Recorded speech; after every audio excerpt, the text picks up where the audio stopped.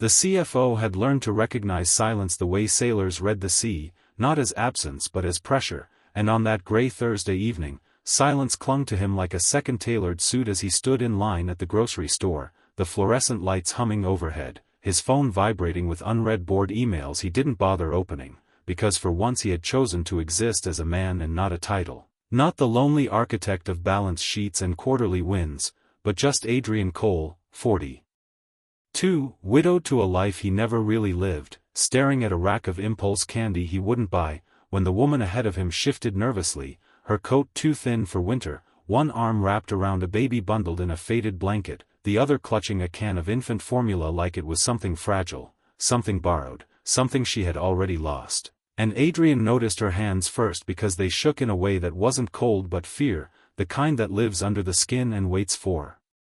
moments like this to surface. And when the cashier asked for the receipt and the woman's voice cracked as she whispered that she didn't have it, that she just needed to return it, that her baby couldn't keep it down, that she'd tried but it wasn't working, the cashier's practiced smile tightened into something procedural and hollow, asking for ID, explaining policy, explaining rules the way people always do when rules are safer than compassion. And Adrian watched the woman nod too quickly,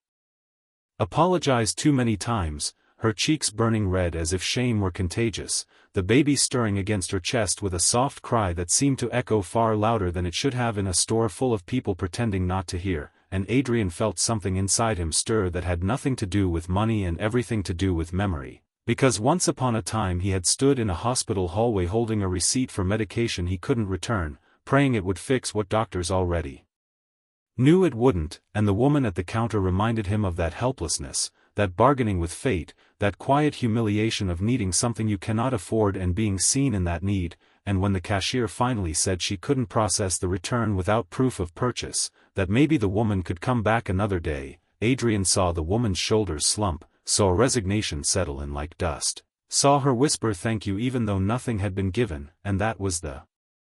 moment he stepped forward, placing his card gently on the counter, not dramatically, not loudly, but with the calm certainty of someone used to decisions, and said, "Add 2 more cans, please," and the woman turned, startled, her eyes wide and glossy, and she shook her head immediately, saying no, she couldn't accept that, she didn't want charity, and Adrian met her gaze, really met it, and said softly, "This isn't charity, it's just help," and something in his voice carried the weight of a man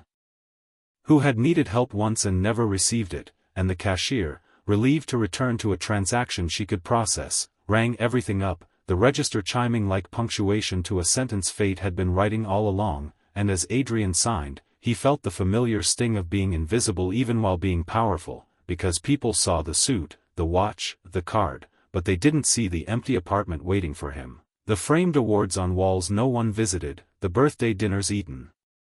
alone, and the woman clutched the formula with trembling fingers, tears spilling freely now, murmuring blessings, calling him an angel, and Adrian almost corrected her because angels don't live with regret and insomnia, but he simply nodded, because sometimes people need their stories to survive, and as she turned to leave, he noticed the baby's tiny fist curl around the edge of the blanket, a reflexive grip on the world, and something cracked open inside him, something that had been locked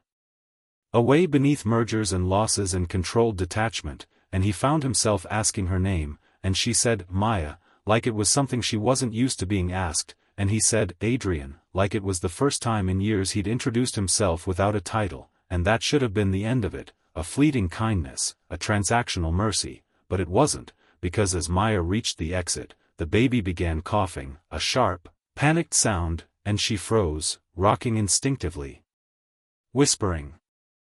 soothing words that sounded rehearsed from exhaustion, and Adrian watched her juggle fear and dignity and survival all at once, and without fully understanding why, he followed her outside into the cold, where the parking lot smelled like rain and gasoline and the night pressed in heavy and real, and Maya apologized again for the noise, for the inconvenience, for existing too loudly, and Adrian heard the words she didn't say, the ones society had taught her to swallow, and he said something that surprised even himself. "Do you have a doctor for him?" And she hesitated, then shook her head, explaining that the clinic hours conflicted with her cleaning job, that transportation was hard, that waiting lists were long, that everything seemed designed to make falling behind permanent, and Adrian nodded, listening the way executives are trained to listen, not to interrupt, not to fix prematurely. But unlike the boardroom, this problem didn't require strategy decks or projections, it required humanity, and he offered to drive them, just to a nearby urgent care he knew was open late, and Maya's defenses went up instantly, eyes narrowing, fear flashing, because single mothers learn quickly that kindness often comes with strings, and Adrian felt the sting of that mistrust even as he respected it, and he took a step back, hands open, saying she didn't have to, that it was just an option, and she looked down at her baby, at the tiny chest rising unevenly, and made a decision no mother ever wants to make, trust a stranger because the alternative is worse, and she nodded once, sharply, like she was bracing for impact, and in that moment, Adrian's life shifted imperceptibly, like tectonic plates beginning to move, because he didn't know it yet, but this choice, this small detour from routine, would unravel the careful isolation he'd built around himself, would force him to confront the hollow victories of a life measured only in profit, and as they drove through the city, streetlights streaking across the windshield, Maya spoke in fragments, about her son Leo, about his allergies, about losing his father before Leo was born, about nights spent calculating how long a can of formula could stretch, and Adrian listened, feeling something unfamiliar bloom, purpose not tied to performance, and when they reached the clinic, he stayed in the car as promised, no heroics, no intrusion, just presence, watching through glass as Maya filled out forms with one hand while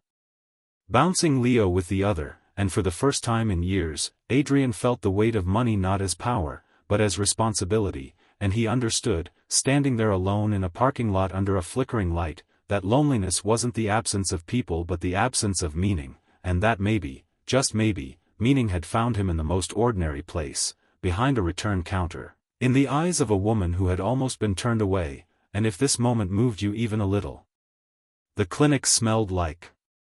antiseptic and old magazines, the kind of place where time slowed into something sticky and uncertain, and Adrian sat rigidly in a molded plastic chair, his suit jacket folded beside him, sleeves rolled up like he was preparing for work that didn't yet have a name, watching the door every time it opened, each minute stretching longer than the last, because for all his experience managing billion-dollar risks, there was nothing he could do here except wait, and the waiting gnawed at him. Dredging up ghosts he thought he had buried beneath polished floors and executive calm, until finally Maya emerged, her face pale but steadier, Leo asleep against her chest, the doctor's reassurances still echoing in her posture, and she explained in a low voice that Leo had a milk protein allergy, that the formula she'd been buying was making him sick, that the specialized kind he needed cost almost triple, and Adrian felt a familiar anger tighten his jaw, not at Maya, not even at the system